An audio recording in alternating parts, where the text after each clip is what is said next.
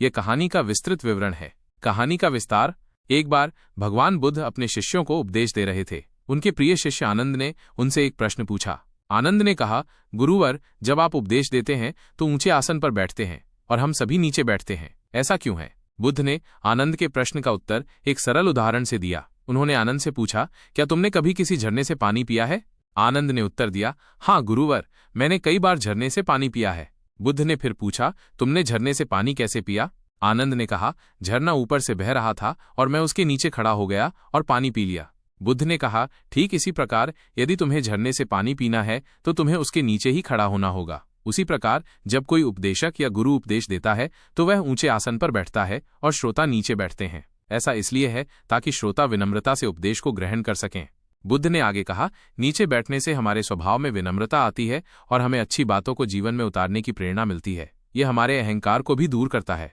बुद्ध की सीख। इस कहानी से बुद्ध ने हमें ये महत्वपूर्ण सीख दी कि यदि हम कोई अच्छी बात सीखना चाहते हैं तो हमें सबसे पहले अपने अहंकार को त्यागना होगा। विनम्रता के साथ ही हम अच्छी बातों को अपने जीवन में उतार सकते हैं और एक बेहतर इंसान बन सकते हैं। कहानी का महत्व।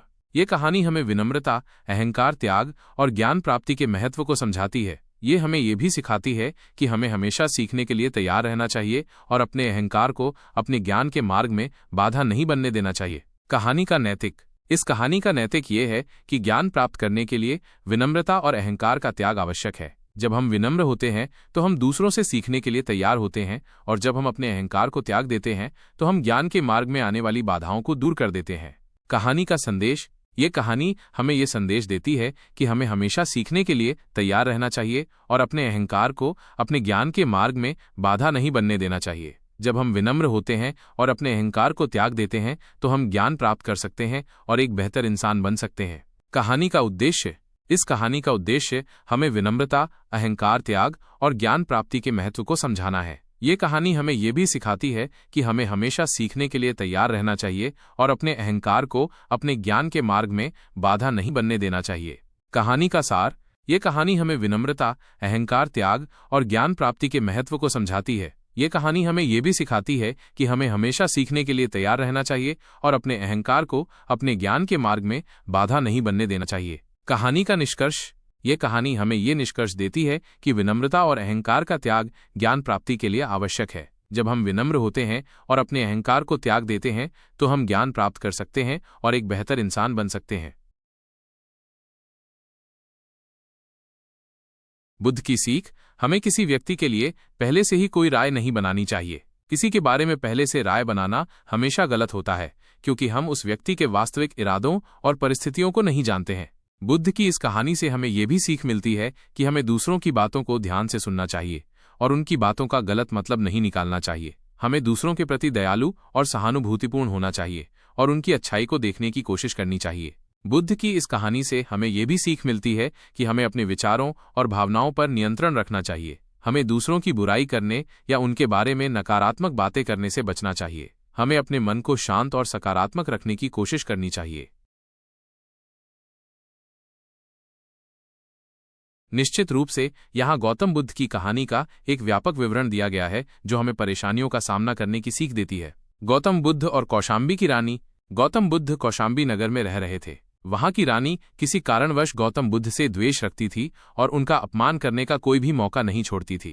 रानी ने अपने कुछ लोगों को बुद्ध को अपमानित करने और परेशान करने के लिए उनके पीछे लगा दिया था। रानी के आदेश पर वे सभी लोग बुद्ध का विरोध और अपमान कर रहे थे, लेकिन बुद्ध ने किसी से कुछ नहीं कहा। उस समय बुद्ध के साथ उनका एक शिष्य भी था जिसका नाम आनंद था। आनंद ने बुद्ध से कहा, मैं लगातार देख रहा हूं कि ये लोग जानबूझकर हमारा अपमान कर रहे हैं। जहां हमारा अपमान होता है ऐसी जगह हमें नहीं रुकना चाहिए। बुद्ध ने आनंद से पूछा, हम कहाँ जाएंगे? आनंद ने कहा, किसी और जगह चले जाएंगे जहां ऐसे लोग ना हों। बुद्ध बोले, अगर वहां भी ऐसी ही परेशानियां बनी तो फिर कहाँ जाएंगे और हम कब तक भागते रहेंगे? अपमान भी एक समस्या है। हम अहिंसा, धैर्य के साथ विनम्रता और शालीनता से ऐसे लोगों का सामना करेंगे। बुद्ध की सीख। परेशानियों से भागे नहीं, उनका सामना करें। बुद्ध ने हमें सिखाया कि परेशानियां हर जगह हैं, हम उनसे बच नहीं सकते। इसलिए समस्या चाहे कैसी भी हो, हमें उसका सामना करना चाहिए। धैर्य और विनम्रता बनाए रखें। अपमान और विरोध का सामना करते समय भी बुद्ध ने धैर्य और विनम्रता बनाए रखी। उन्होंने हमें सिखाया कि शांति और संयम से हर मुश्किल का सामना किया जा सकता है। अहिंसा का मार्ग अपनाएं।